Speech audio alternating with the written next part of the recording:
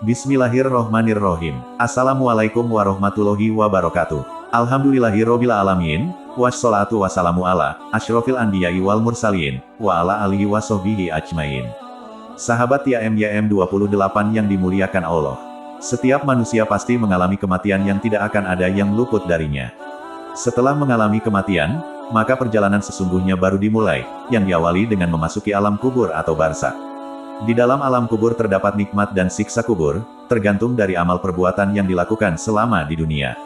Setiap manusia pastinya tidak ingin mendapatkan siksa kubur yang begitu mengerikan. Namun ternyata ada dua perkara yang sesungguhnya hal yang dianggap sepele sering kita abaikan, justru dapat mendapatkan siksa kubur. Perkara apa saja itu? Simak penjelasannya sampai selesai. Perkara tersebut dijelaskan dalam hadis yang diriwayatkan dari Ibnu Abbas. Ia berkata bahwa Nabi Shallallahu Alaihi Wasallam pernah melewati salah satu sudut kota Madinah atau Makkah, lalu beliau mendengar suara dua orang yang sedang diazab di kubur. Beliau pun bersabda, mereka berdua disiksa. Mereka menganggap bahwa itu bukan perkara besar, namun sesungguhnya itu perkara besar. Orang yang pertama disiksa karena tidak menutupi diri ketika kencing. Adapun orang yang kedua disiksa karena suka mengadu domba. Hadis riwayat Bukhari nomor 216 dan Muslim nomor 292. 1. Perkara kencing. Perkara kencing ini mungkin bagi sebagian orang adalah hal sepele apalagi khususnya bagi laki-laki, yang tidak sedikit juga melakukan kencing di pinggir jalan, atau tanpa bersuci, menjadi sebab terkena siksa di alam kubur. Hal ini dikarenakan pakaiannya bisa saja mudah terkena najis akibat bekas kencing pada kemaluan tidak dibersihkan, terkena cipratan air kencing, dan bau kencing tersebut sangat mengganggu orang lain. Apalagi air kencing merupakan najis yang harus kita bersihkan dan bersuci dari hadas. Percuma kita berwudu, jika pakaian atau kemaluan tersebut tidak dibersihkan, maka ibadah sholat kita menjadi tidak sah. Perkara kencing ini menjadi penyebab banyaknya manusia terkena siksa kubur, sebagaimana disampaikan dalam hadis dari Abu Hurairah radhiyallahu anhu, Rasulullah Shallallahu Alaihi Wasallam bersabda, kebanyakan sebab siksa kubur adalah karena kencing. Hadis riwayat Ahmad 2 halaman 326. Imam Syafi'i berkata, perintah membersihkan diri dari kencing adalah suatu kewajiban. Kecuali jika sulit dihilangkan, lantaran penyakit misalnya, maka itu dimaafkan. Imam Syafi'i berdalil akan wajibnya berdasarkan hadis yang menunjukkan adanya siksa kubur karena tidak membersihkan diri dari kencing. Ancaman itu ada hanya karena meninggalkan suatu yang wajib. Oleh karena itu, saat kita ingin buang air kecil, sebaiknya juga tidak di tempat terbuka, dan di air tergenang, serta tempat lalu lalang orang banyak. Jagalah diri kalian dari percikan air kencing, yang dapat mengenai pakaian yang kita kenakan, dan cucilah kemaluannya dengan air bersih dan suci, sehingga tidak ada najis yang melekat. 2. Gibah dan namimah. Di zaman sekarang, tidak sedikit orang dengan mudah menggunjing gibah, atau bahkan mengadu domba namimah orang lain.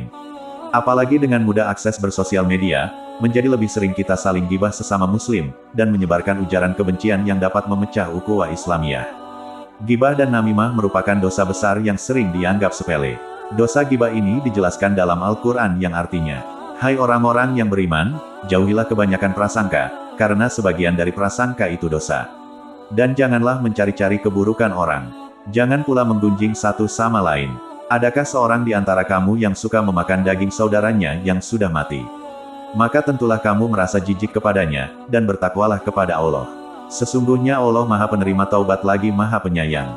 Quran Surah Al-Hujurat ayat 12. Hal ini juga dikuatkan dalam hadis yang diriwayatkan dari Abu Hurairah radhiyallahu anhu, Rasulullah Shallallahu Alaihi Wasallam bersabda, tahukah engkau apa itu gibah?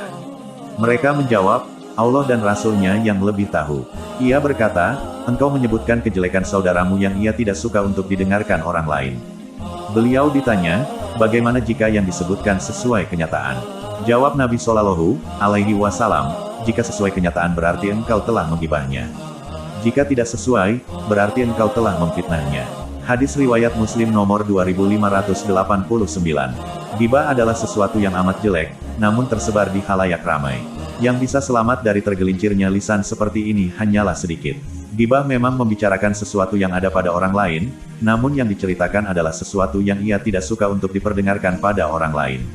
Sesuatu yang diceritakan bisa jadi pada badan, agama, dunia, diri, akhlak, bentuk fisik, harta, anak, orang tua, istri, pakaian, cara jalan, gerak-gerik, kefasihan lidah, atau segala hal yang berkaitan dengannya. Cara gibah bisa jadi melalui lisan, tulisan, isyarat, atau bermain isyarat dengan mata, tangan, kepala atau semisal itu. Sedangkan namimah atau mengadu domba satu pihak dan pihak lainnya sering menimbulkan kerusuhan atau cekcok yang berkepanjangan. Oleh karenanya, jika perbuatan ini dilakukan terus-menerus, maka termasuk dalam dosa besar atau al-kabair yang dapat menyebabkan mendapatkan siksa kubur. Demikianlah perkara yang menyebabkan siksa kubur yang sering dianggap sepele oleh manusia. Ya Allah, kami berlindung padamu dari azab kubur, azab neraka, cobaan hidup dan mati, dan fitnah dajjal yang terhapus dari rahmat Allah. Amin ya robbal alamin. Kami berharap apa yang disampaikan dapat bermanfaat bagi sahabat TIMYM28 yang dirahmati Allah. Kami mohon maaf atas segala kesalahan dan kehilafan dalam penyampaian materi ini. Wallahu alam bisawab. Wassalamualaikum warahmatullahi wabarakatuh.